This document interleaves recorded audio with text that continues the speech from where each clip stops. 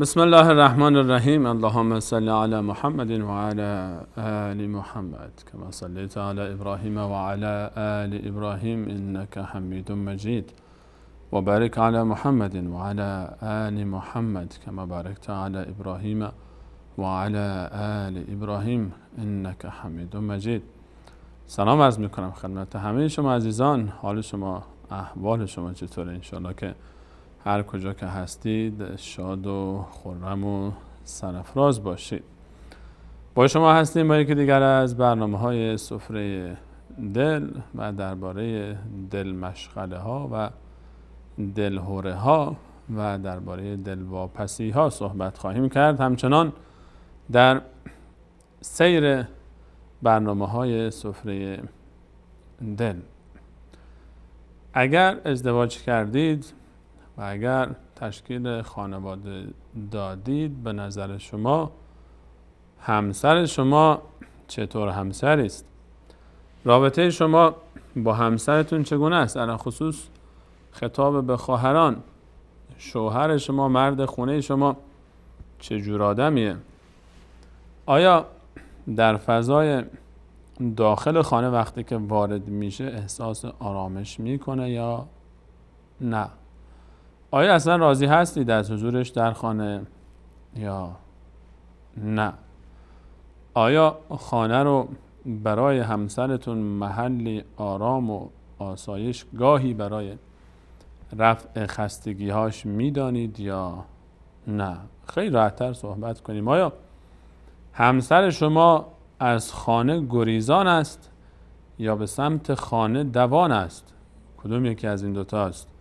آیا همسر شما برای آمدن و ماندن در خانه شوق و علاقه و رغبت از خود نشان میدهد یا نه ترجیح میده که خارج از خانه بیشتر فضا و یک محلی دیگر رو غیر از خانه برای خودش پیدا بکنه و ترجیح میده وقتشو بیشتر خارج از خانه بگذرونه؟ اگر احساس میکنید که همسر شما از این گروه هست که در داخل خانه زیاد دوست نداره بمونه، همین که وارد خونه میشه احساس میکنه باید بره بیرون و دیر میاد زود میره و بیشتر وقتش هم بیرونه، حالا غیر از بحث کارش و مشغله‌های کاری که اصلا مجبوره دیگه، حالا یا کار هست یا تحصیل و مشغله‌هایی که مجبور میشه انسان بره. غیر از این هم در اوقات فراغت بعضی وقتا انسان همسر برمیگرده و خیلی راحت میگه من تو خونه زیاد خوشم نمیاد بمونم، انگار که خونه منو میخوره، انگار که فضای داخل خونه برام خیلی سخت تحملش، مثل یک قفس میمونه، انگار که دارم میرم داخل یک زندان. و به تعبیر خیلی ساده‌تر میگه آقا من داخل خونم زیاد حال نمیکنم و میره بیرون. آیا همسر شما از این مدل آدم هست؟ بیشتر خطاب به خواهران. و شاید برادری هم احساس بکنه که خانمش در فضای داخل خانه زیاد رغبتی برای ماندن داخل خانه نداره و دوست داره بیشتر بره بیرون و فضای بیرون از خانه رو بیشتر ترجیح میده بر فضای داخل خانه. بیشتر بعضی وقت احساس میشه که همسر از خانه فراری است. آیا همسر شما از این افراد یا نه؟ امروز میخوایم با شما عزیزان در این باب گپی داشته باشیم و صحبتی داشته باشیم و با همدیگه یک بررسی بکنیم. خطاب بیشتر متأهلین است، برای مجردان بد نیست، خوبه، به هر حال تجارب آینده زندگی است، اینها رو کم کم یاد میگیرن انشاءالله. آیا همسر شما از خانه فراریه یا نه دوست داره که در فضای خانه بنشینه؟ امروز میخوام در موضوع همسران فراری با شما صحبت کنیم. حالا زیاد ذهنتون دور نره، زیاد دور نشیم از جریان، اونقدر بحث زیاد دور نخواهیم رفت از فضای خانه. بیشتر کسانی که از خانه زیاد فراریان و زیاد تو فضای خونهشون نمیشینن، درباره همسران فراری امروز با شما صحبت خواهیم کرد و جناب دکتر موضوع رو آغاز خواهیم کرد. میتونید در خلال برنامه با ما مکاتبه بکنید، میتونید از طریق فیسبوک، از طریق SMS، از طریق واتساپ، از طریق تلگرام یا پیامگیر صوتی و یا تماس‌های تلفنی به صورت زنده در پایان برنامه با امید الله متعال با ما مشارکت بکنید در مورد موضوع برنامه و یا موضوعهای مطرح شده در برنامه‌های گذشته، پیشنهاد، نظرات و انتقادات شما رو هم با کمال میل استقبال خواهیم نمود. در ابتدا من از طرف خودم و به نمایندگی از شما بینندگان عزیز عرض سلام دارم و خوش آمدگویی و ادب و احترام خدمت جناب دکتر نور محمد عمرای عزیز، کارشناس محترم برنامه. جناب دکتر خوش آمدید. بنده هم عرض سلام و ادب دارم خدمت شما عزیز بزرگوار و تمامی دست‌اندرکاران شبکه جهانی وصال حق و از اینکه باز هم بر من منت نهادید و فرصتی دادید تا در خدمت بینندگان عزیز باشم. کمال سپاس رو از شما و از مدیریت شبکه دارم. همچنین عرض ادب و سلام دارم خدمت تک تک شما بینندگان عزیزی که ما رو در این سلسله برنامه‌ها همراهی می‌کنید. امید است که بتوانیم دست در دست هم داده و گرهی از گره‌های جامعه و خانواده‌ها رو با هم بکشیم. در خدمت شما هستم استاد بزرگ. خدمت از ماست جناب دکتر. وقتی که ما عنوان برنامه رو میذاریم همسران فراری، شاید برای بعضی از عزیزان این سوال پیش بیاد که وقتی که صحبت از همسر میشه دیگه فرار به چه معنایی است؟ آیا اصلا این دوتا واژه در کنار هم میتونن قرار بگیرن؟ اجازه بدید از اینجا سوال رو آغاز بکنیم، و خصوص برای عزیزانی که تصورشون و برداشتشون از زندگی زناشویی قبل از ازدواج شاید اندکی متفاوت است با کسانی که ازدواج کردن. آیا اصلا فرار برای دو همسر در فضای خانه که الله متعال میفهمد والله جعل لکم من بیوتکم سکنا، الله متعال خانه رو محل آرامش شما قرار داده، دیگه فرار چه معنایی پیدا میکنه در محیط خانه جناب دکتر؟ بسم الله الرحمن الرحیم. الحمد لله و صلاة و سلام علی حبیبی و مولای رسول الله و علی آله و صحبه و من والاه. این برداشت واقعا درسته که به اصطلاح وقتی که ما دم از ازدواج میزنیم، دم از اون سکنی که خداوند متعال، اون آرامشی که خداوند متعال به اون اشاره داره که خداوند متعال میفرماند در سوره روم آیه 21 و من آیاته ان خلق لکم من انفسکم ازواجا، که از خود شما همسرانی برای شما آفرید که لتسکنوا الیها، در کنار اونها آرامش پیدا کنید، و جعل بینکم مودة و رحمه، و بین شما مودت و رحمت قرار داد. و همین خداوند متعالی که خالق ما هست تعبیر بسیار زیبایی از روابط زناشویی مطرح کرد و اون تصویر زیباست که مثلهن لباس لکم و انتم لباس لهن، همسرای شما لباس شما هستند، پوشاک شما هستند و شما هم پوشاک اونها. چطوره که انسان به اصطلاح از پوشاکش قهر بشه یا دور بشه یا اونو تو خونه جا بذاره؟ اصولا نباید همچنین مواردی پیش می اومد، و اما خب برخی وقت هاست که بنا به دلایلی، حالا دلایلی که برمیگرده به فضای فرهنگی خانواده یا محیطی که به اصطلاح اطراف ازش رنگ میگیرن، یا اشکالاتی که در نحوه برخورد و تربیت هر یکی از طرفین هست و فن و فوت و مهارت هایی که در زندگی زناشویی باید با آن آشنا باشند رو آشنا نیستن، یا یه تصرفات اشتباهی که از همدیگه به اصطلاح صورت میگیره، اینها متراکم میشه و بایگانی میشه در ذهن و طغیان میکنه به گونه‌ای به اصطلاح متنفر شدن از همدیگه، احساس کردن که به اصطلاح سایه همدیگه رو به اصطلاح رو خودشون سنگین میبینن. اینجاست که به اصطلاح از همدیگه فاصله میگیرن. این فاصله احیانا در خود محیط خانواده هست، روابطشون کم میشه، کمتر با هم حرف میزنن، کمتر به همدیگه توجه میکنن. یک نوع به اصطلاح فرار از همدیگه است، یه نوع فرار معنوی، فرار عاطفی. و احیانا نه، به اصطلاح مرد اون اصلا فضای خانه فضای زن هست، پادشاهی خانه از زن هست، در واقع خانه مملکت پادشاهی زن هست. مرد اصولا برای خارج از خانه به اصطلاح آفریده شده. واسه همینه که مثلا میبینید حتی خداوند خداوند متعال در احکام به اصطلاح عبادی مرد رو میندازه خارج خانه، برو به 5 وقت نمازتو تو مسجد بخون، تا محیط حرکت به اصطلاح مرد در واقع خارج از خانه است.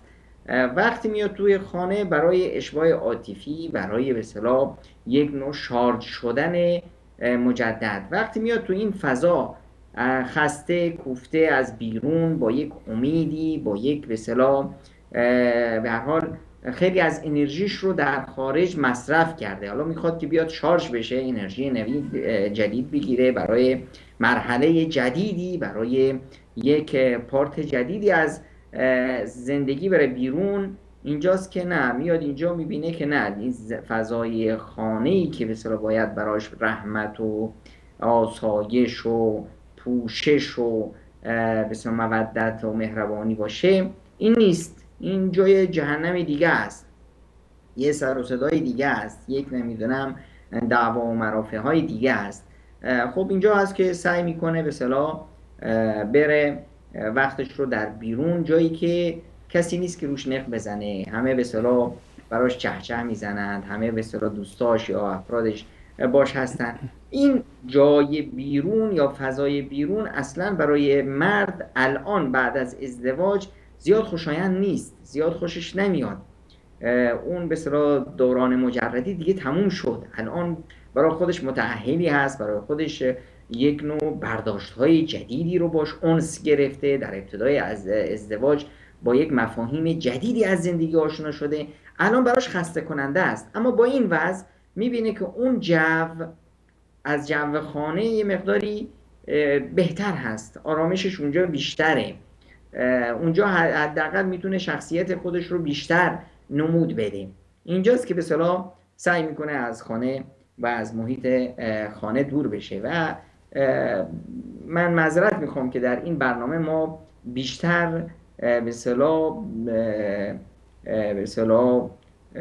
در مورد خانم ها حرف خواهیم زد و خانم ها رو بیشتر تا حدودی ملامت خواهیم کرد، چرا که اصلا در محیط به اصطلاح زندگی خانوادگی اجتماعی ما ببینیم که یه دختر خانم از خدا چی میخواد؟ از کل این دنیا از خدا یه شوهر میخواد. وقتی هم که خداوند یه شوهری بهش داد، اون شوهر رو میگیره، از همین یه شوهر تنها همه دنیا و احیانا بیشتر از همه دنیا رو میخواد به اصطلاح بگیره. اینجاست که دیگه جو این خانه دیگه جو محبت و عشق و عاطفه نمیشه، جوی است که به اصطلاح یه فشارهای زیادی روی این موجود دوپا بنده خدا که به اصطلاح جوون آزاد شنگولی که اسمش مجرد بود و الان اومد به اصطلاح متأهل شد، یه مقداری به خودش مغرور شد که برای من بزرگ شدم، من جز آدما شدم، تا همین لذتشو نبرده دید که یه بار مسئولیت‌های اضافی روی شانه‌اش هست که از طاقتش بیرون هست، از توانش نیست.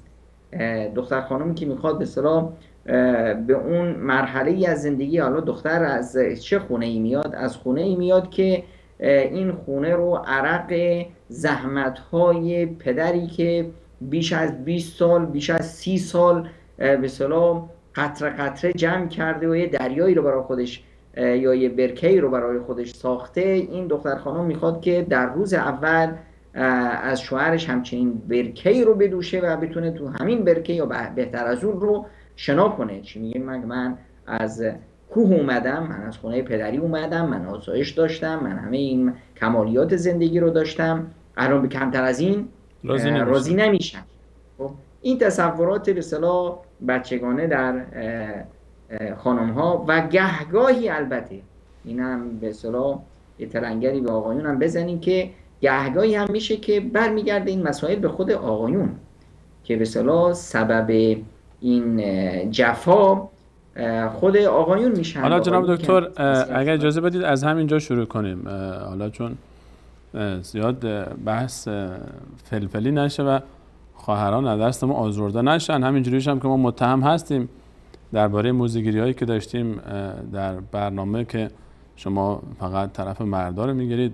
در بحث فرار وقتی که صحبت میشه، ما الان وقتی که جناب دکتر صحبت از خانه میکنیم و شما تعبیری که استفاده کردید تعبیر بسیار زیبایی بود که خانم پادشاه خانه است و طبیعتا هم خب داخل فضای خانه مدیریت داخلی خانه و هر چی که در فضای داخل خانه است به عهده خانم هست. حالا وقتی که خانمی که باز شما تعبیرتون این هست که از خدا یه شوهر میخواد و خدا به شوهری داده، با امید و آرزو از خانه پدری با اون امکانات آمد و نشست پیش این جوانی که فکر میکرد حالا به هر حال انتخاب کرده بود که مرد زندگیش باشه، مرد آرزوهاش باشه. الان خب حتما یه مشکلی هست دیگه جناب دکتر که این خواهر و این دختر خانم با این همه علاقه و رغبت، با این توصیفاتی که شده که فضای خانه باید اون مدیریت میکرد، بعد اینجا آزاد میبود، بعد فضای داخلی خانه میبود، الان احساس میکنه که اینجا آرام نیست.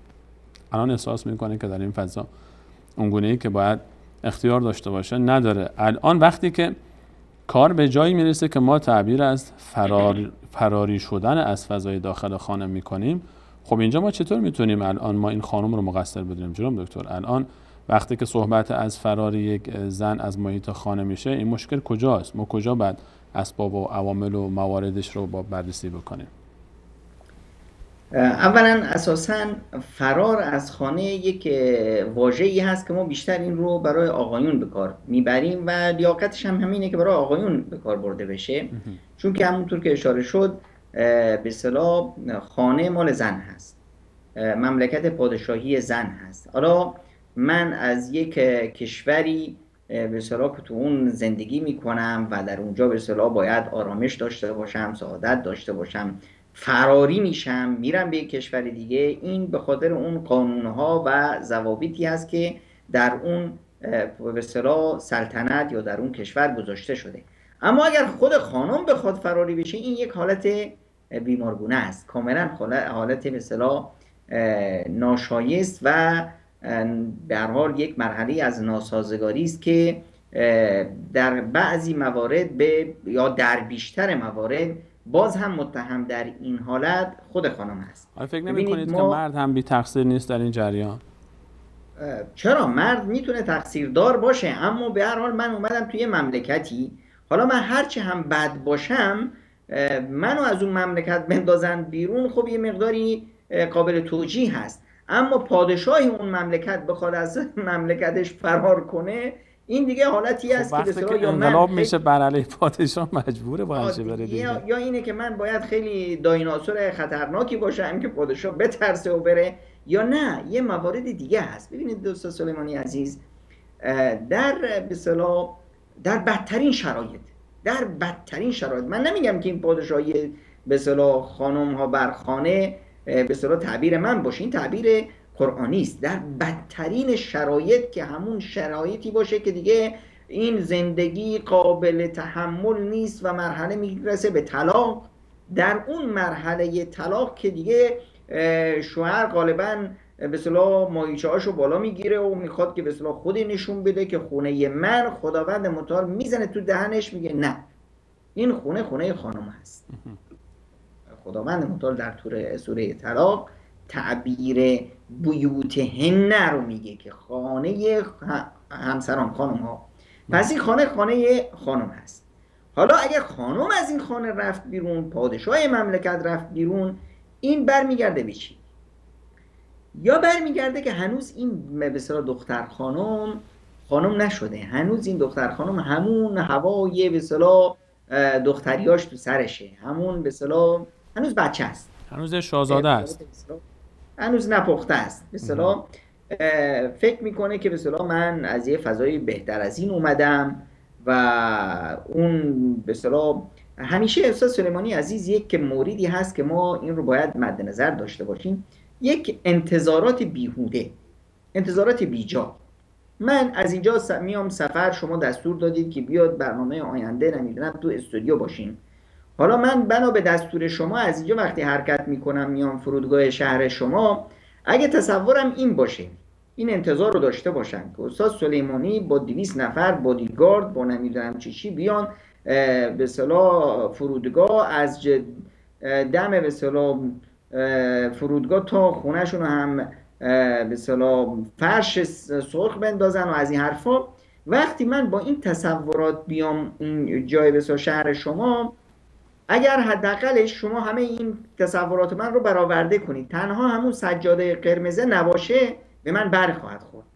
میگم که بابا اصلا تحویل احترام منو نگرفت نداشتن، منو. اصلا تحویل نگرفت منو. حالا همه اون جای، اما اگه نه، من احساس کنم که نه، من دارم میرم به اصطلاح پیش یک عزیزی و میرم اول میرم به اصطلاح هتل و تاکسی میگیرم، میرم هتل مستقر شدم، بعد بهشون تلفن میکنم، آدرسشون رو میپرسم، باز تاکسی میرم پیش استاد سلیمانی. این تصور من هست، این به اصطلاح انتظاراتی که من به اصطلاح برنامه من هست. اما من رفتم اونجا دم در فرودگاه، دیدم که آقای سلیمانی با دوچرخه سواریش اومده به اصطلاح استقبال من. چقدر خوشحال میشم. سه چرخه چرا؟ جناب دکتر، یکم پیشرفت کردیم، سه چرخه داریم. حالا سه چرخه. چی میشه؟ من احساس میکنم که به اصطلاح از اون انتظاراتی که من داشتم بیشتر به من رسید. اینجاست که خوشحال میشم. اینجا خب چون من احساس انتظار من پایینتر از اون چیزی بود که در عمل دقیقاً دیدم، الان بهتر از اون رو میبینم، به همین خاطر سبب مسئلت و خوشحالی من میشه. دقیقاً در زندگی به اصطلاح زناشویی، وقتی که دختر خانم‌ها به خصوص این رو احساس میکنن که بابای من وقتی که الان به اصطلاح زندگی داره، خونه داره، وضع و حالش اینه داره، این وضع و حال روزی که ازدواج کرد نداشت. بابای من از صفر شروع کرد، الان به 10 رسیده. حالا من میخوام از صفر شروع کنم، مثل بابام، مثل مادرم. شاید اونا وضعیتشون بهتر بود، اونا پدر مادری داشتن پولدارتر از پدر و مادر من، تونستن کمکشون کنن. الان وضعیت به اصطلاح پدر و مادر من یا شوهرم اونطوری نیست که اونا به اصطلاح بیان ارثیه‌ای به ما بدن، کمکی به ما کنن. حالا ما میخوایم از صفر شروع کنیم، با هم شروع کنیم. در این وضعیت نیاز هست که به اصطلاح خب لازمه این وضعیت این است که یک نوع استقراری وجود و نیاز هست که خانواده ها هم همچنین فضایی رو به وجود بیارند. البته برای همین من توصیه میکنم همیشه به اصطلاح جفت های جوونی رو که در ابتدای زندگیشون سعی کنند از اون محیط شهری خودشون، از خانواده هاشون حداقل برای 2-3 ماهی فاصله بگیرن. در این 2-3 ماه، 4 ماه، 6 ماه اینا با یک زندگی جدیدی آشنا میشن، زندگی که در اون هیچ گونه اهرمی نیست که به اون تکیه کنن، نه پدر و مادر تو اون شهرن، نه خیشا تو اون شهرن، دستشون به دهن خودشون، با همون سختی های روزگار، با همون خونه کرایی، با همون حتی اگه تو شهر خودشون خونه کرایی خونه داشته باشن، برن توی شهری دیگه.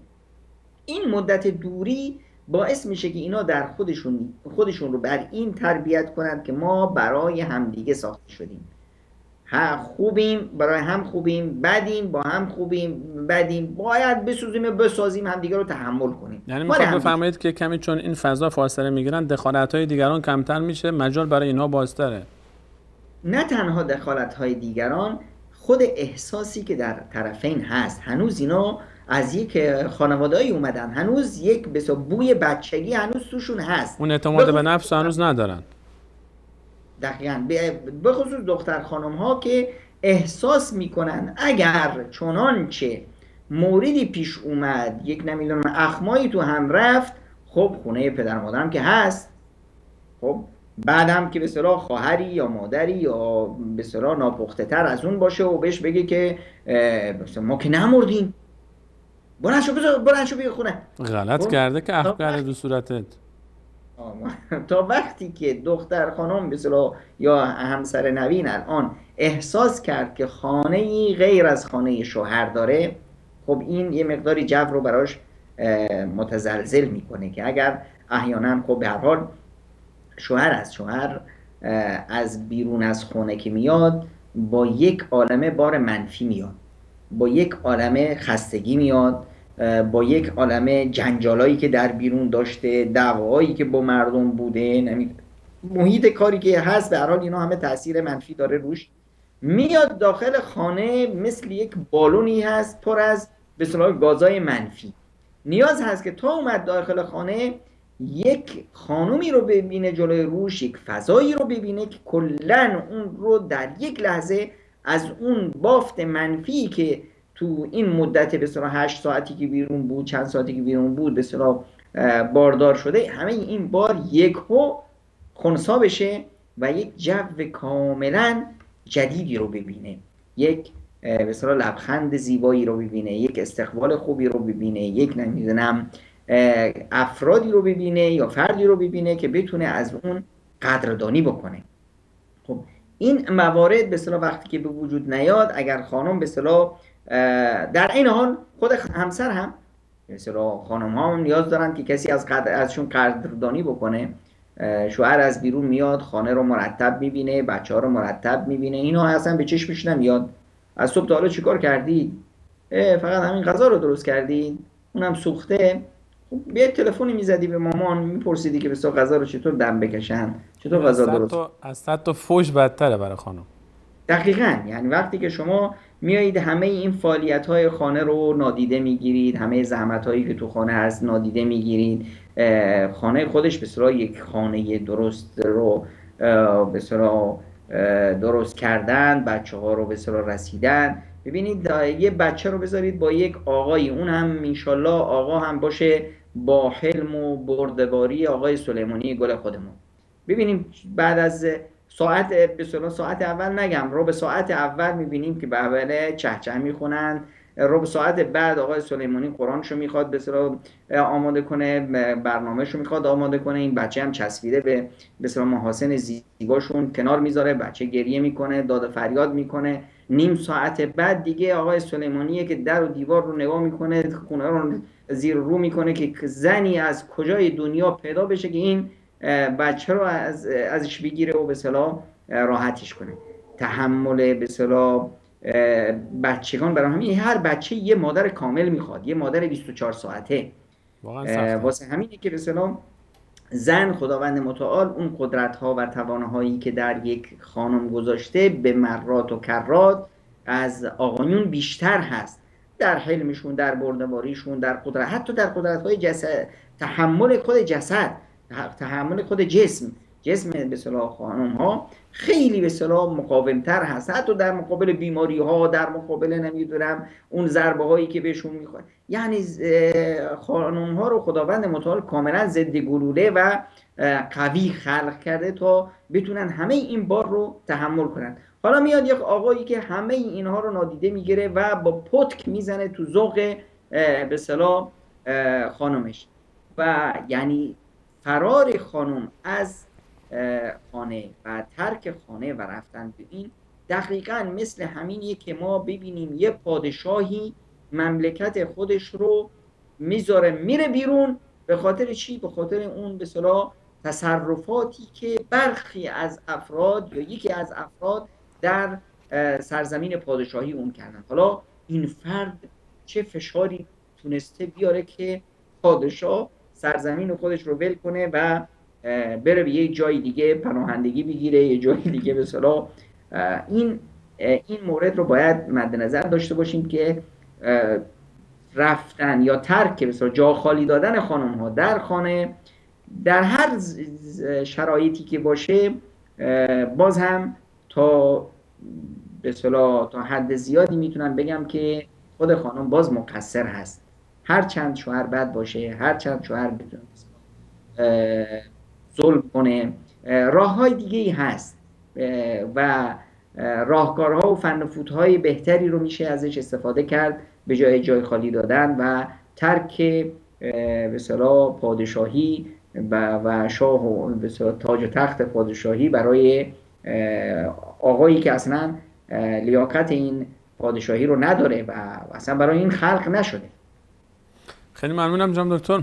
اگر اجازه بدید به همراه شما و بینندگان عزیز میان برنامه میبینیم، برمیگردیم انشاءالله همچنان با شما موضوع رو ادامه خواهیم داد تا ببینیم که اگر آقایی از محیط خانه فراریه و زیاد داخل فضای خانه آرام نیست، دلیلش چی میتونه باشه که مرد خونه زیاد در فضای داخل خونه آروم نیست؟ خواهری احساس میکنه که شوهرش از خانه گریزان است. اسبابش چی میتونه باشه تا این مشکل رو بتونیم بررسی بکنیم و حلش بکنیم، دنبال راه حل ها باشیم. بعد از یک میان برنامه در این باره بیشتر صحبت خواهیم کرد.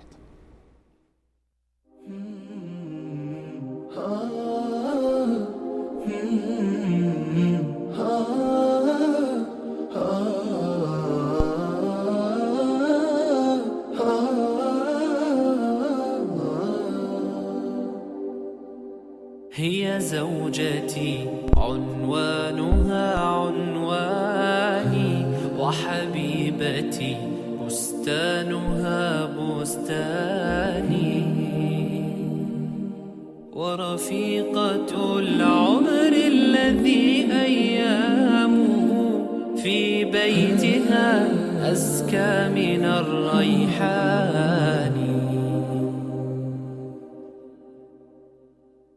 هي زوجتي عنوانها عنواني، وحبيبتي بستانها بستاني، ورفيقة العمر الذي أيامه في بيتها أزكى من الريحان.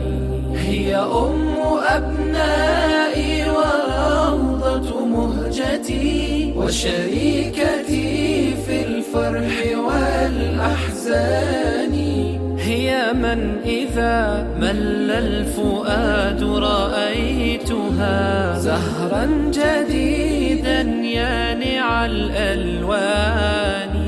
وإذا اشتكيت من الصعاب وجدتها سهلا مريحا لين الأركان. وإذا أتيت من الظهيرة متعبا كانت كأنفاس النسيم الحاني.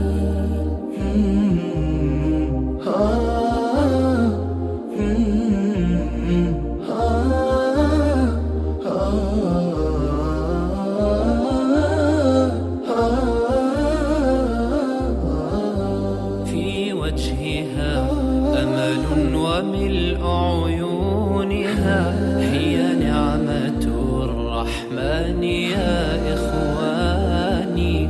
نمشي على درب السلام وفي يدي يدها فتشعرني بكل أماني.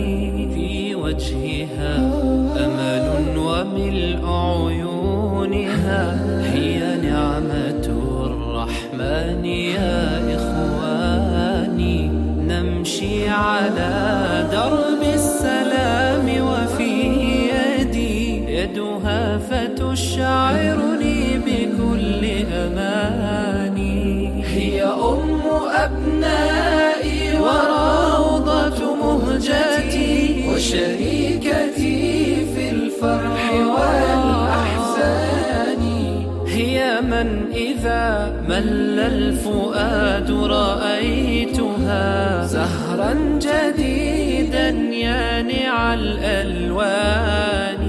وإذا اشتكيت من الصعاب وجدتها سهلا مريحا لين الأركان.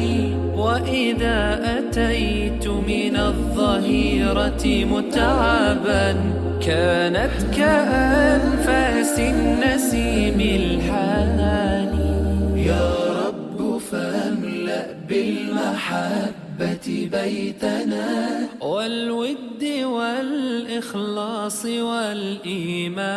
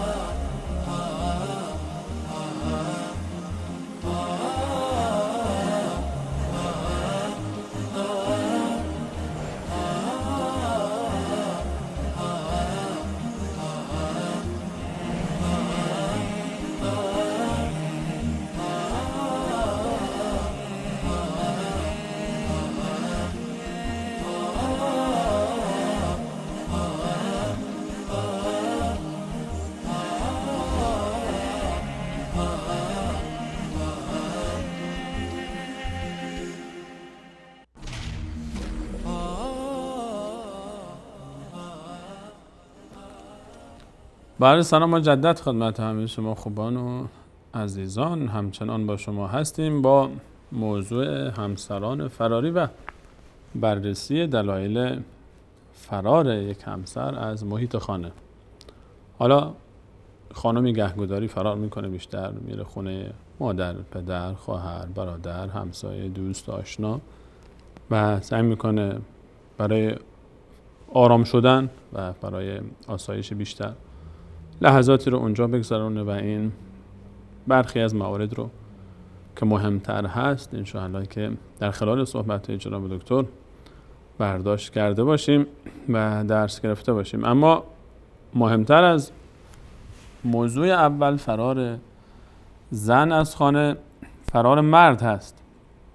گریز مرد از فضای داخل خانه و ترجیح دادن فضای خارج از خانه به فضای داخل خانه در اون لحظات و ساعتهایی که مجبور نیست بیرون از خانه بره، با اختیار خودش ترجیح میده بین خانه و فضای بیرون یا خانه دیگر خارج از خانه رو انتخاب بکنه. هر کل حال موارد این چه دلایلی سبب ایجاد این احساس میشه و این گریز میشه رو انشاءالله با جناب دکتر بیشتر صحبت خواهیم کرد. جناب دکتر عرض سلام مجدد. درباره مردایی که فراریان چه عواملی رو شما سبب میبینید؟ آقایی که زیاد در فضای داخل خانه احساس خوشی نمیکنه ظاهرا دیگه، به همین خاطر هم میره بیرون، فرار میکنه از خونه، یا حداقلش ساعتایی رو در روز لحظاتی رو سعی میکنه بره بیرون تا اونجا آرومتر باشه. چه مواردی رو شما برای فرار آقایون از خانه شما بیشتر مؤثر میبینید؟ در مورد به اصطلاح بیرون موندن آقایون از خانه، هر نوع بیرون موندن به معنای فرار هم نیست. آقایی که مثلا به کارش عشق میورزه، بیش از اندازه به کارش اهمیت میده، به یه نوعی اعتیاد به کار دوچار شده، این معناش این نیست که از مثلا از همسرش یا از خانوادهش فراری هست. این یه مورد دیگه است. اگر این سوال مثلا برای یک خواهر پیش بیاد، خب بگه که کارم عشق میورزه، علاقه میورزه، خب وقتی که اونجا میمونه بیشتر میمونه، آیا شاید این دلیلی برای این نیست که کارش از خانمش بیشتر دوست داره؟ اگه خواهری همچین چیزی بگه چی میگید بهش؟ بگه که من کارشو، شوهر من کارشو بیشتر از من دوست داره و اگر دوست نمیداشت میومد پیش من. ببینید این به هیچ عنوان این برداشت نمیتونه درست باشه، چون که به اصطلاح در بعضی از افراد و بعضی از کارها اقتضاشون اینطوری هست، فضای کاریش اینطوری هست. وجود مرد در خود فضای کاری، این تفانی، این گذشت، مرد داره الان خیلی بها پس میده، داره الان هزینه میکنه برای موندن در خانه، در بیرون از خانه، در محیط کار، داره از اون صمیمیت و فضای محبتی که میتونه در داخل خانه داشته باشه، داره اون رو فدا میکنه به خاطر همین زن و همین بچه و همین خانه. درسته که به اصطلاح شاید برخی‌ها به اصطلاح مدیریتشون درست نباشه و نتونن به اصطلاح، البته این کار درستی نیست که در عموم این کار درستی نیست که به اصطلاح مرد به اصطلاح اون فضای خانواده رو کدر کنه با کارش. اما خب در بعضی موارد استثنایی و بعضی از کارهایی که اهمیتشون خیلی بالاست، به خصوص کارهایی که خدماتی هست، برای جامعه هست، برای روشنگری جامعه هست، به خصوص افرادی که در محیط دعوت و اصلاح جامعه هستند، این محیط ها احیانا اقتضا میکنه که انسان از خیلی چیزا بگذره و در این محیط ها خب خانواده ها نقش خیلی بزرگی رو دارن در موفقیت افراد، که خانواده ها هم به هر حال در این مسیر هزینه میکنن، در این مسیر تفانی میکنن، گذشت میکنن، خانم ها، بچه ها، همه یعنی یک خانواده است که در حرکت هست. این موارد رو مثلا ما نمیتونیم ضمن فرار از خانه بگیریم.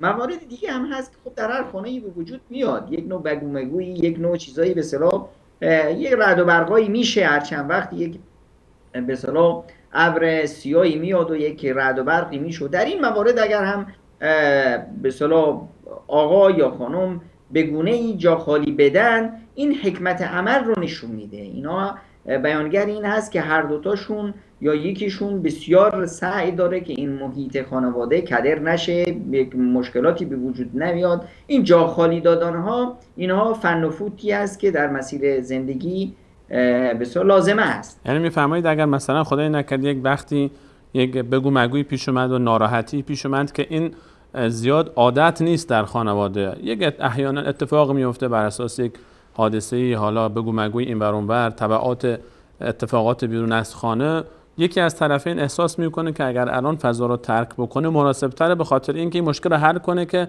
این بیشتر شدت پیدا نکنه. اینو ما نمیتونیم در جریان فرار از خونه حساب بکنیم.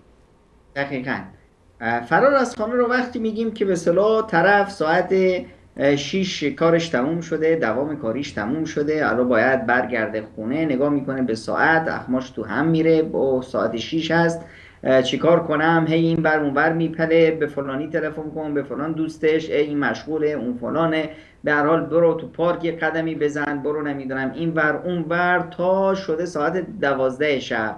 12 شب الان همسایه‌ها خوابیدن، بچه ها خوابیدن، زن هم دیگه الان یا خوابه و به اصطلاح هفتخان رستم رو تو خواب دیده، یا حداقل دهن دره میکنه و خمیازه های بزرگ بزرگ میکشه که دیگه توان حرف زدن و دعوا مرافع راه انداختن رو نداره. در این ساعت 12 به اصطلاح کلید رو میندازه تو قفل در رو میپیچه و فوراً لباسش عوض میکنه، میره میخوابه، انگار نه انگار که به اصطلاح یعنی خانه شده یک خوابگاه یا همچنین حالتی. این موارد رو ما به اصطلاح بهش میگیم که فرار از خانه، و این است که به اصطلاح در این موارد خیلی مهم هست که ما باید این معضله خانوادگی رو حلش کنیم و راه‌های چی که به اصطلاح میدونیم که مفید هست، حتی در بعضی از تعبیرات به اصطلاح جامعه شناسی یک تعبیر زیبایی رو من دیدم که به هر حال میگم حالا خانم‌ها هم ناراحت بشن، قضیه زواج درمانی میگن، ازدواج درمانی، که حتی در بعضی موارد نیاز هست که به اصطلاح مرد با ازدواج مجدد یا این فضا رو، در واقع درمان خودش نیست، درمان این فضا و محبتی که در این خانه باید خلق بشه، باید درست بشه. یعنی چی جناب دکتر؟ این رو بیشتر توضیح بدید، من یکی متوجه نشدم.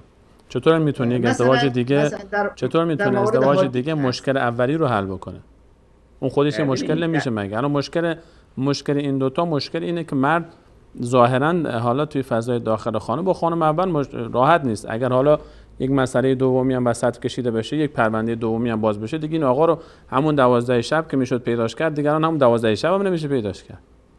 دقیقاً. ببینید خب این آیا حل میشه مشکل؟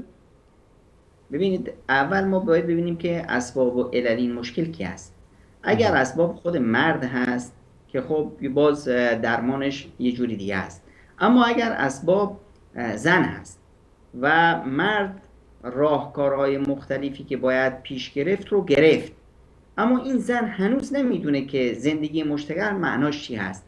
این زنی که به اصطلاح آرزو داشت از خدا یه شوهر میخواست و الان که این شوهر رو خداوند بهش داد، الان دیگه این اصلا در تصورش نیست، احساس میکنه که اسیری یک بنده یک برده رو به دست آورده، میخواد که زورکی هم که شده قلاده بندازه رو گردنش، زورکی هم شده به اصطلاح حلقه بندازه تو گوشاش.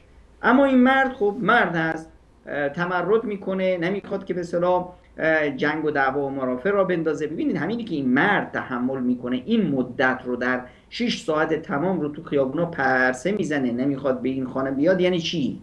یعنی این مرد مرد خونه است. یک مشکلی هست حتما. نه تنها این که مشکل هست، این مرد میتونست با یک کلمه طلاق همه این ماجرا رو تموم کنه، خیالش رو راحت کنه. اما نه، این یک مردی است که مسئولیت شناس هست. این یه مردی هست که میخواد که این کلبه که به اصطلاح خانوادگی به هم ریخته نشه.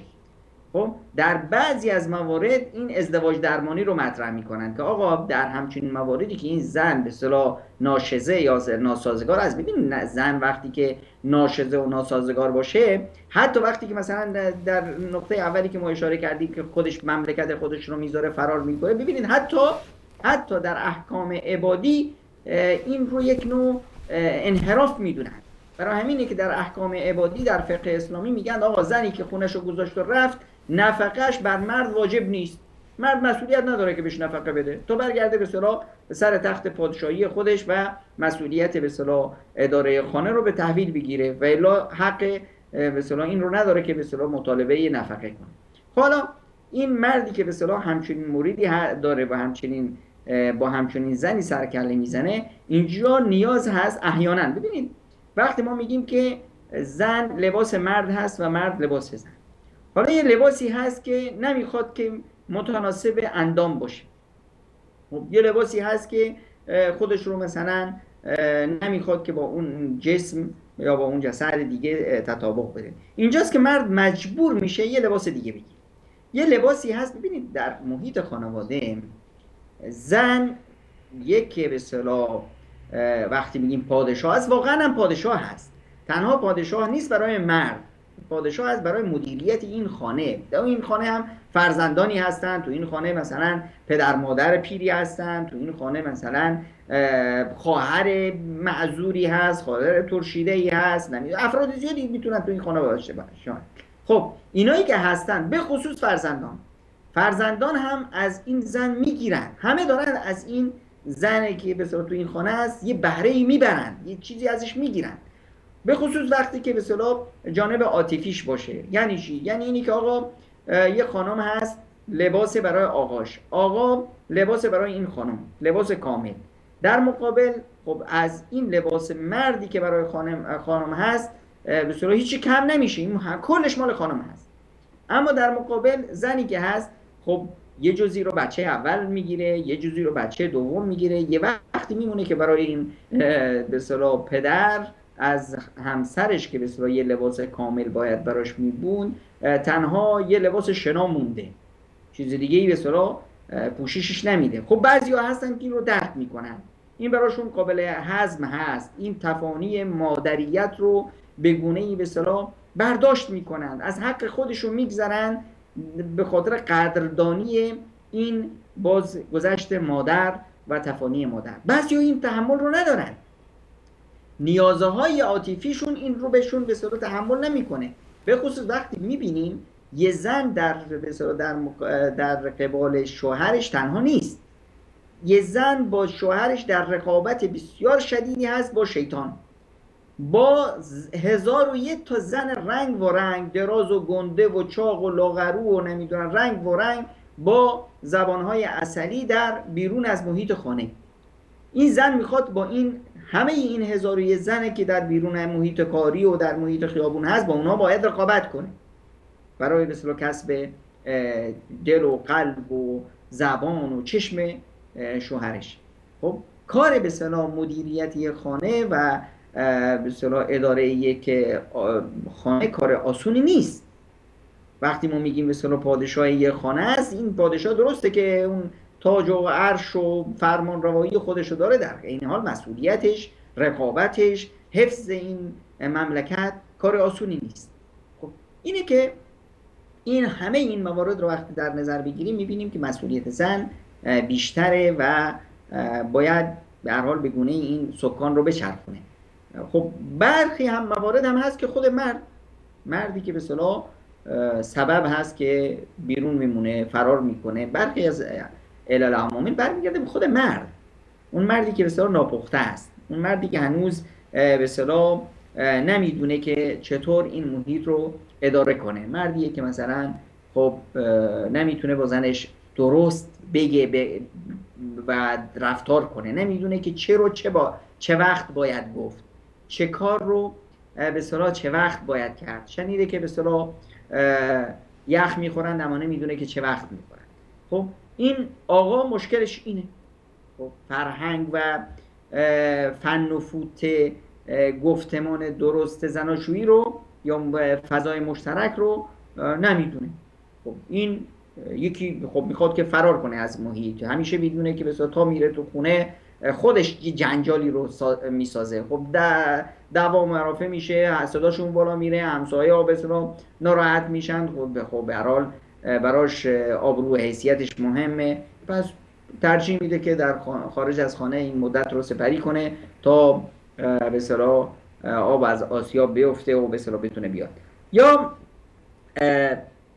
آقایی هست که در خانواده این چنینی بار اومده، پدر همیشه بیرون از خانه بود، حالا چه مسائلی بود چه قضایی بود، اینطور تربیت شده، اینم عادت کرده دیگه، یاد گرفته از باباش همینجوری بیشتر وقتشو بیرون باشه.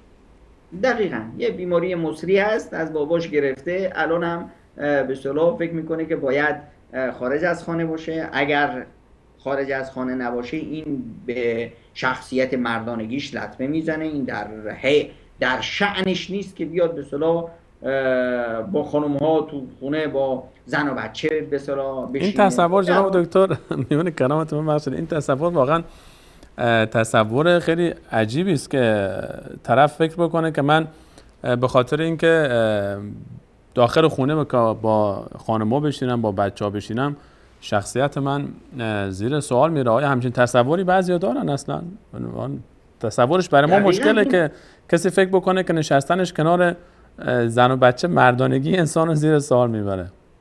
نه استاد سلیمانی، برعکس این در جامعه ما اونقدر جابها داره و اونقدر به اصطلاح سر زبون ها هست که این واژه ما که میگیم به اصطلاح سر هر زبونی هست، واژه زنزلیلی چی هست؟ واژه زنزلیلی همینه که به اصطلاح تو آقا میخواد بره به اصطلاح خونه، 4 تا از همین سیبیل کجا، حالا مجردا یا آقایونی که به اصطلاح همکارایی که به اصطلاح خودشون اصلا مشکل تو خونه دارن، میگن آقا زنزلیل رو باش.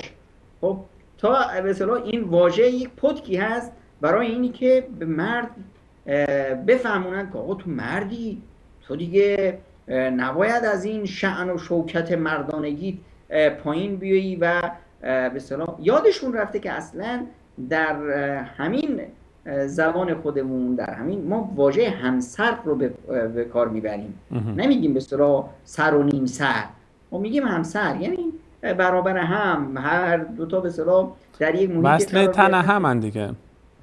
دقیقاً. خب اما این واژه زنزلیلی خب میاره اون به اصطلاح برداشت نادرست دیگه رو تقویت میکنه. یه موردش هم هست که به اصطلاح مرد خودش یک نوع تکبری داره، یک نوع خودش رو بزرگ میدونه و به اصطلاح در شأن و شوکت خودش نیست. این مثلا به خصوص در به اصطلاح مناطق روستایی یا مناطق که زندگیشون به اصطلاح یه جوری قبیله‌ای هست، این رو ما بیشتر می‌بینیم. یعنی زن آقا میخواد کد خدا باشه، خب و این کد خداییش بهش زیاد اجازه نمیده که در محیطی باشه که به اصطلاح تو اون زنی باشه که به اصطلاح یا بچه‌هایی باشند که نتونه اون به اصطلاح حس کد خداییش رو اشباع کنه. یعنی همیشه میخواد جایی باشه که ریاست کنه و امر و نهی کنه و کسی هم رو حرفش حرف نزنه. خودش درست کرده، از زمان مجردی پاتوقی داشته، روی اونا به اصطلاح حرفش میرفته. الان وقتی میره تو خونه خب حرفش رو با همون روحیه میزنه، روحیه به اصطلاح ژنرال و نمیدونم کد خدا. اونجا هم اگر هم تماما خانم و بچه ها هم به اصطلاح کمر بسته جلوش وایستند و اطاعت هم بکنن، باز هم اون کد خداگریش اشباع نمیشه، چون که در بیرون به اصطلاح 20 تا نوکر و چاکر براش خودش داد، یه پاتوقی داشت که به اصطلاح میزدند و میخندیدند و میرقصیدند و میرفتند و نمیدونم هر کاری دلشون میخواست میکردن. الان اون اشباع نمیشه تو این برمیگرده به اصطلاح به اون فرهنگ قبل از ازدواج. یه مورد دیگهش هم اون بچه‌های نونوری هستن که به اصطلاح ازدواج کرده، هنوز از متأهل بودنش میترسه، هنوز به اصطلاح باورش نشده که یه محیط دیگه‌ای رفته، هم به اصطلاح فضای دیگه‌ای رو باش باید انس بگیره. می‌بینی که هنوز با همون دوستای مجردش به اصطلاح میگرده، با اونا این ور اون ور، برو استادیوم، برو کوه، نمیدونم برو گردش، برو چی، هنوز با بزرگان یا با افراد متأهل انس نگرفته، هنوز تو همون فضای زندگی مجردی هنوز نیومده بیرون. اینا به اصطلاح مواردی هست که یا همون اشتباه سنگ اول رو وقتی گذاشتن، قضیه به اصطلاح اختیار درست همسر، یه موردی رو که ما در فقه هم روش به اصطلاح ویراژ میدیم در فقه اسلامی و میگیم که آقایون وقتی میخواید همسر بگیرید، ازدواج کنید، یه چیزی رو باید در نظر داشته باشید و اون همسنگی هست که شما جفت همدیگه باشید. به اصطلاح در تعبیر فقهی بهش میگن کفاءت همدیگه باشید، لیاقت همدیگه رو داشته باشید، همسنگ باشید، معیاراتون به هم بخوره. نه به اصطلاح وضع فرهنگی در این باب نقش داره، میزان تحصیلات و رشد فکری به اصطلاح نقش داره. میزان تحصیلات یا رشد فکری بسته هیچ ربطی به یک کاغذی به نام مدرک نداره، اون پختگی به اصطلاح. و معیارهای شخصیتی این هم مهم هست که طرف از زندگیش چی میخواد. مثلا یه پزشک به اصطلاح خب ما میگیم که آقا این پزشک هست، متخصص هست، فلان هست، این وقتی میخواد ازدواج کنه حداقل یه پرستاری رو بگیره، یه کسی بگیره در این سنگ باشه. اما همیشه این شرط نیست. یه پزشکی هست که آقا زن میخواد، یه همکار نمیخواد. یه آقایی هست که همکار میخواد. خب با این فرهنگ، با این به اصطلاح درایت انس گرفته، به این راضی هست که میخواست که یک کسی باشه که حرفش رو بفهمه، در به اصطلاح محیط کاریش باش همکاری باشه، نمیدونم در محیطی که میخواد فعالیت داشته باشه، زندگیشو بسازه، در اهداف زندگیش باش همسنگ باشه. یک کسی دیگه هست که نه، آقا من مادر برای بچه‌ها میخوام، یه مادری که تمام و کمال مال خانه باشه، مال بچه‌ها باشه. همین دکتر رو میبینیم، یه دکتر متخصصایی رو میبینیم که نمیدونم بزرگترین تخصص رو دارن، رفته مثلا طرف از یک دختر روستایی گرفته، اونم دختری که سیکل هم نداره. میبینیم که در زندگیش خیلی موفق هست، خیلی خوشبخت هست، هم خودش هم خانوادهش من راضی هم هست از زندگیش. به خاطر چی؟ به خاطر اینکه شخصیتش این رو میخواد. هر کسی به اصطلاح در وقتی ما میگیم به اصطلاح در قضای اجتماعی نگاه میکنیم، این قضیه شخصیتی خیلی مهم هست. اینی که ما میبینیم به اصطلاح به اصطلاح هوار میکنیم، دعوا میکنیم، با خودمون جنجال داریم. چرا؟ چون که فلانی به معیارهایی که ما تو ذهنمون هست نمیره. فکر میکنیم ظلم اجتماعی صورت گرفت. دفعه پیش ما یه مثالی رو زدیم که به اصطلاح ما میبینیم که یه دختری به اصطلاح نوجوان یا جوان میاد با اختیار خودش، با رضایت خودش میاد زن یک آقایی میشه 70 ساله، 60 ساله، 50 ساله. خب ما برامون تحمل این شنیدن این سخته، میایم دعوا رو مینداختیم، در حالی که اونا هیچ مشکلی ندارن، به اصطلاح کیف زندگی رو هم میبرن، خیلی هم خوشبخت هستن. چرا؟ چون که به اصطلاح نمادهای شخصیتی اونها سازگار هم بود. این دختر خانم شخصیتش اینطوری بود که نیاز به یک کسی داشت که براش پدری بکنه. خب این فضا براش ایجاد شد. الان خیلی احساس سعادت و خوشبختی میکنه. در مقابل اون آقا شخصیتش اینطوری بود که مثلا میخواست که پدر بشه، میخواست که مثلا اون قدرت ابوتی که توش هست اون رو بروز بده. یه زن پیری داشت، با اون نمیتونست.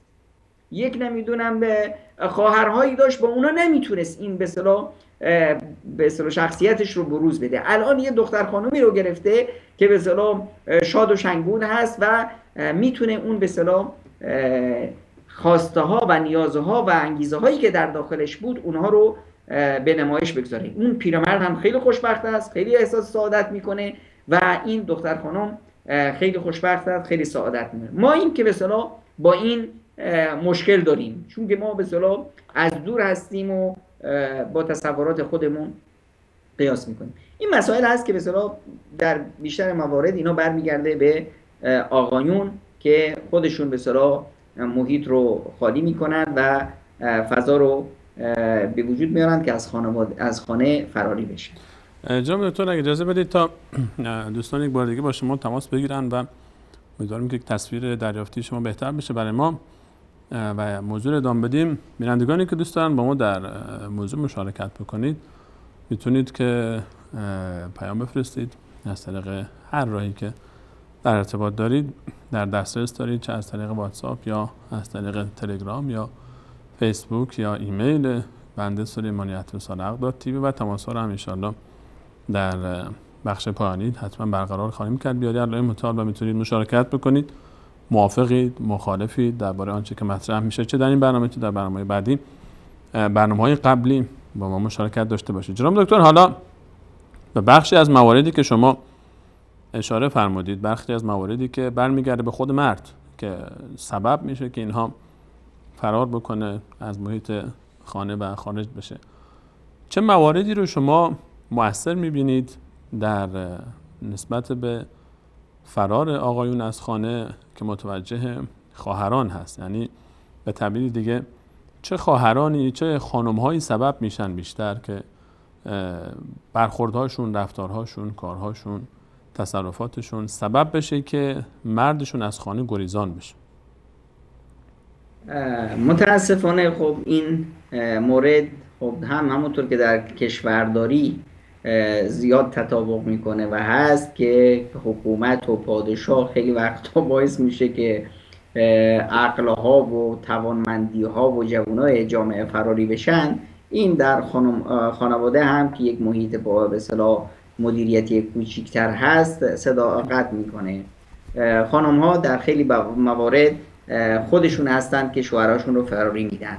از جمله خانم هایی که باعث میشن که شوهر از خانه فرار کنه، خانم بی احتمام، خانم تنبل، خانم نمیدونم خسته، نه به خانه میرسه نه به فرزندان میرسه، یعنی مدیریت خانواده رو یا فن و فوت مدیریتی خانه رو درست نمیدونه. وقتی که شوهر از کار برمیاد با یک محیط شلوغ، با یک نمیدونم جنجال بازاری روبرو میشه، بچه ها رو سر هم میپرن، داد و فریاد، خونه نامرتب. به هر حال یکی از راههایی که زن میتونه شوهرش رو شکار کنه، شکم خالی شوهر هست که از بیرون اومده.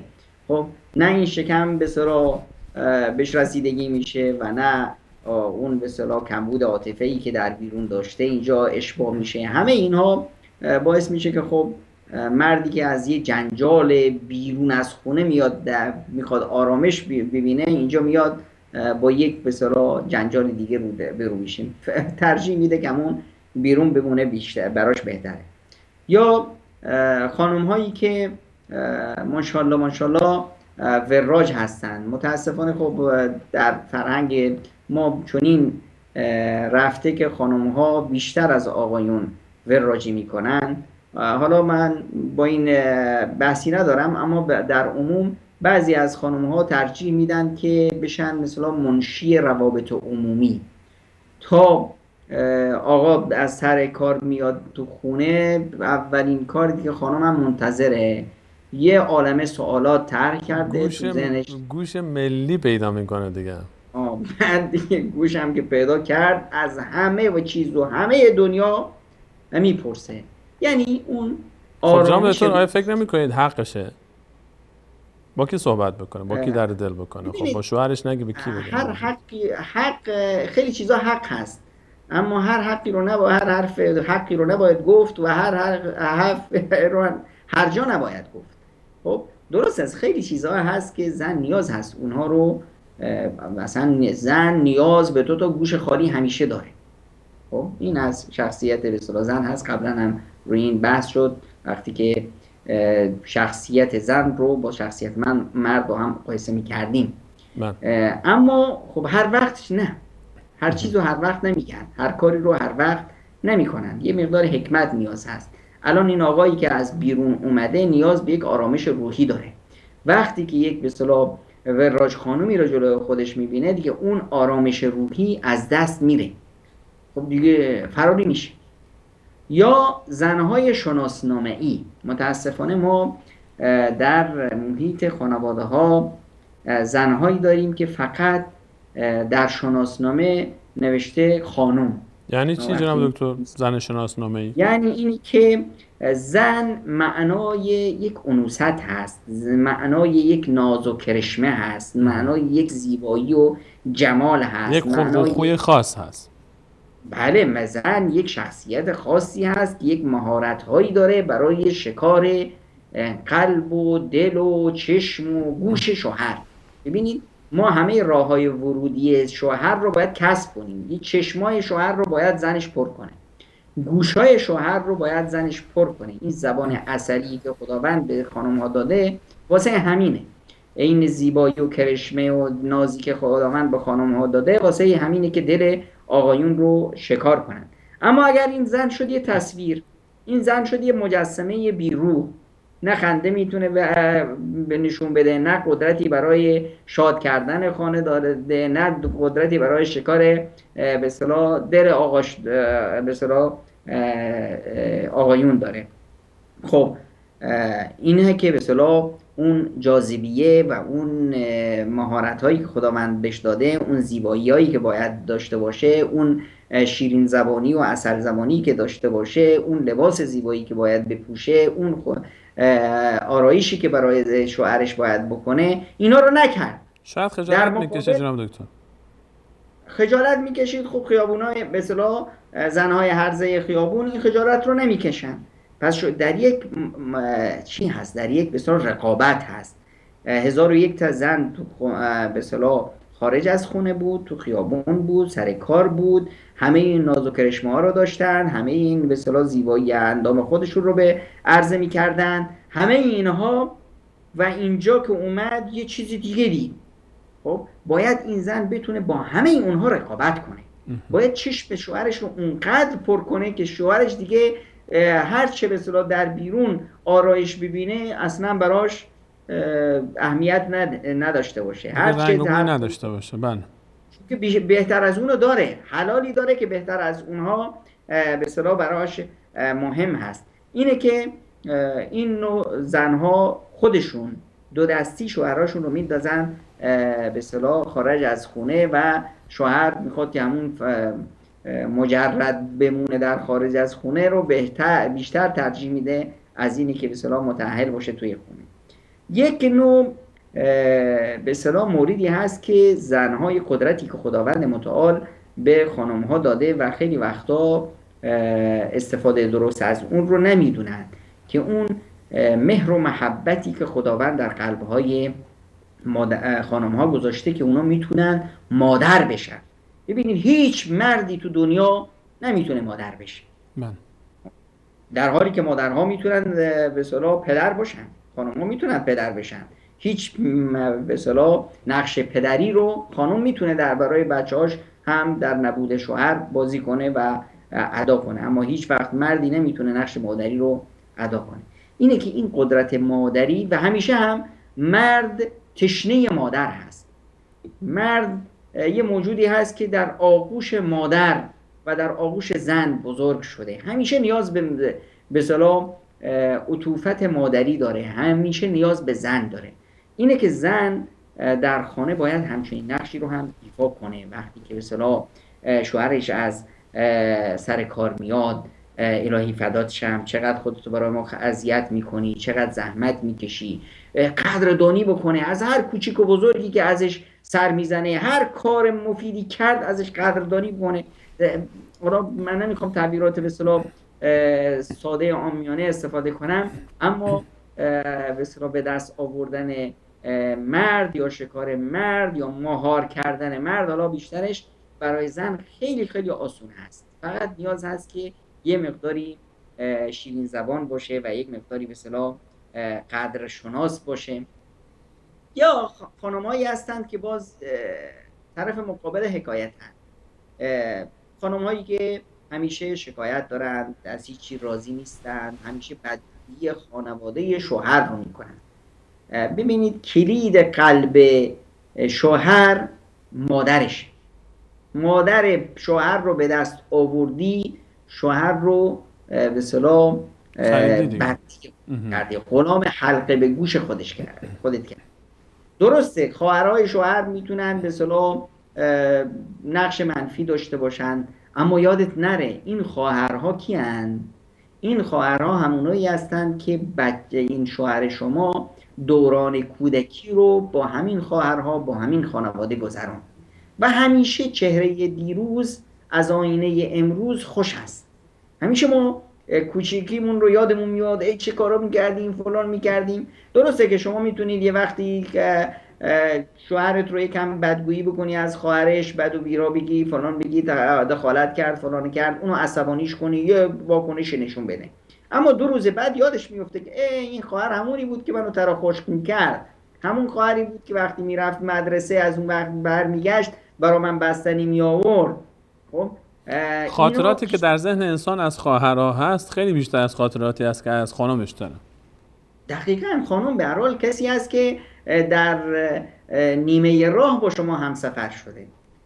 خواهر اون کسی است یا برادر را خانواده اون کسایی هستند که از ابتدای راه با شما بودن، به خصوص دوران شیرین کودکی. این خاطرات از ذهن انسان پاک نمیشه. امروز مثلا همین که به سلام فاطمه خانم تو خونه است، همین که ساجده، عبدالله، محمد از بیرون میان فوراً میدوه استقبال میکنه و اونا هم براش یه چیزی میخرن میارن، چقدر خوشحال میشه. هرگز اینا از یاد نمیره. خب این موارد رو باید خانم ها مد نظر داشته باشن که هیچ وقت سعی نکنن رابطه شوهرشون رو با به اصطلاح خانواده‌اش به هم بریزن. وقتی این کار رو کردن، خب شاید یک واکنش نشون بده شوهر فلان، بعد از یک کوتاه مدت شوهر خودش رو به اصطلاح آپدیت میکنه، وارسی میکنه تو عقلش چی میگذره و کم کم اینا بار منفی میذاره در روابط زناشویی و اینجاست که به اصطلاح شوهر فراری میشه. که البته نباید شوهرها این موارد رو زیاد بها بدن. این البته توصیه لازمه است که به شوهرها بگیم که باید درک کنن که خانم ها در برخی موارد قصد خاصی نداشتند. قصد به اصطلاح در حال طبیعت زن یک طبیعتی است که ببینید تصویر رسول اکرم صلی الله علیه و سلم خیلی دقیق هست وقتی که به آقایون میگه که به اصطلاح زنها از به اصطلاح اون استخوان کج سینه مرد آفریده شدن. زیاد تلاش نکنید اونا رو مستقیمشون کنید اونطوری که شما میخواید، نه، اگر زیاد فشار بیارید میشکنن. با همون وضعی که هست، یعنی طبیعت زن اینطوری هست که شما باید خیلی در مقابلش گذشت بکنید، خیلی بسیار چیزها رو نادیده بگیرید و شرایط و وضعیت رو باید کاملا در نظر گرفت که انسان بتونه که تصمیم گیری درستی داشته باشه. بله، یعنی خلقت زن به گونه‌ای است که با سرزنش، با تنبیه، حتی با نصیحت کارایی نداره. در مقابل باید چی کرد؟ با صبر، با ملاطفت، با خوبی، با نمیدم ترک خشونت و ترک بازجویی ها و اینا، چی کار شد و چی کار نباید میکردی و فلان، با اینها، با این جو به اصطلاح خانم ها رو متلاطف کرد و به دست آورد. جناب دکتر اگر اجازه بفرمایید ما به همراه شما بینندگان عزیز میان برنامه کوتاه میگیریم، برمیگردیم ان شاء الله. بعد از میان برنامه شماره تماس هم زیرنویس شده، عزیزان میتونید تماس بگیرید و مشارکت بکنید در آنچه که در برنامه مطرح شد یا برنامه‌های گذشته.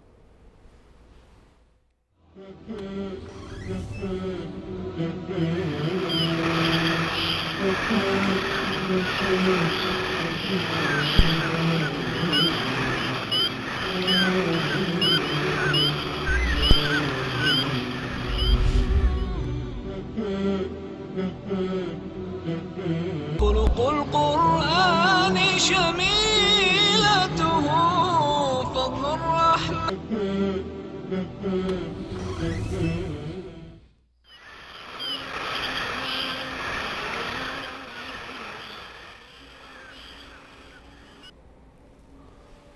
بله، سلام مجدد خدمت همه شما خوبان و عزیزان. همچنان با شما هستیم با موضوع همسران فراری. میتونید تماس بگیرید و در مورد صحبت در موضوع برنامه با شماره که عزیزان برای شما خواهند نوشت میتونید تماس بگیرید و ان شاء الله در مورد برنامه هم نظر و مشارکت داشته باشید تا تماس‌های شما عزیزان برقرار بشه. جناب دکتر درباره عوامل فرار آقایان از خانه میفرمودید، چه عوامل دیگر رو غیر از آنچه که مطرح شد مؤثر میبینید؟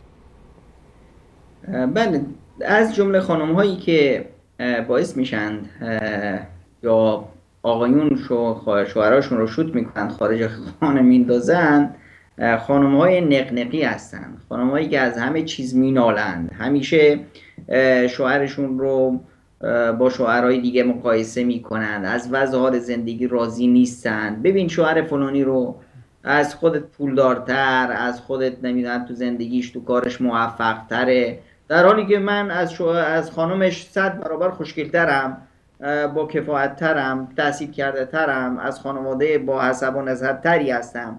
خب این باعث میشه که شوهر احساس کنه که اون غرورش لطمه پیدا کرده و به هر حال میخواد که از این فضایی که همیشه توش تو سری میخوره بره بیرون. یا خانم هایی که خدای نکرده بد زبانند، به شوهراشون اهانت میکنن، فحش و ناسزا میگن، بد و بیرا میگن، همیشه از همه چیز مینالند، ایراد میگیرن. خب اینا باعث میشه که به اصطلاح شوهر دنبال عزت نفسش باشه، دنبال به اصطلاح فضایی باشه که حداقل همچنین حرفای زشتی رو نشنه. اینه که به اصطلاح از محیط بیرون میره. یا خانم هایی که جناب دکتر ببخشید میونه کلامتون، چون آقا عبدالله از تاجیکستان پشت خط هستن، تماسشون رو بشنوین.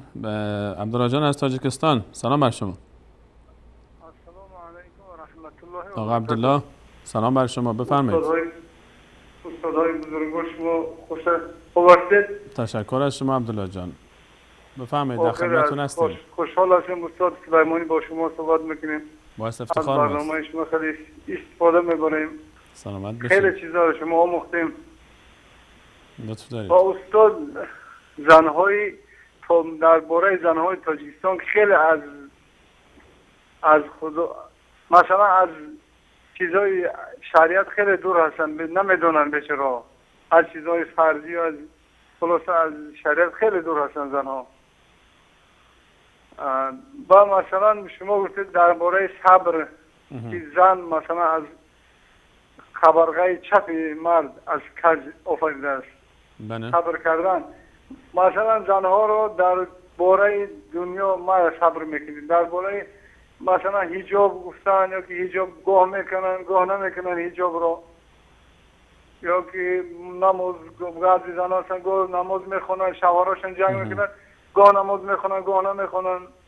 میخواید بفهمید که در این باره چیکار باید کرد؟ وظیفه یک مرد در این موارد.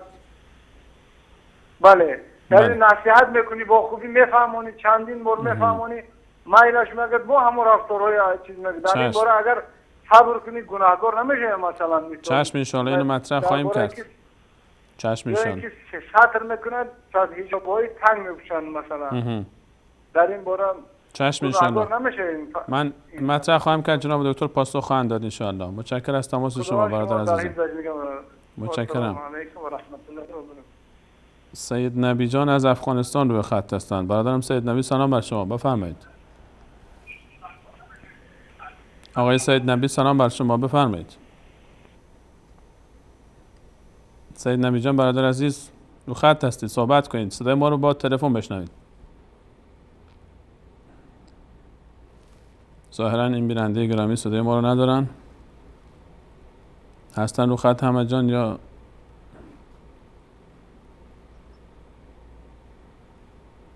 ظاهرا ایشون رو خط نیستن. من تقاضای من از همه شما عزیزانی که تماستون برقرار میشه این هست که منتظر شنیدن صدای خودتون از تلویزیون نباشید. ما این بارها یادآوری کردیم، به مجرد اینکه صدای ما از تلفن شنیدید صدای تلویزیونتون رو ببندید و از تلفن با ما صحبت کنید، چون تا این صدا به شما برسه از تلویزیون پخش بشه مدت طول میکشه. حبیب الله جان از ایران پشت خط هستن، سلام بر شما.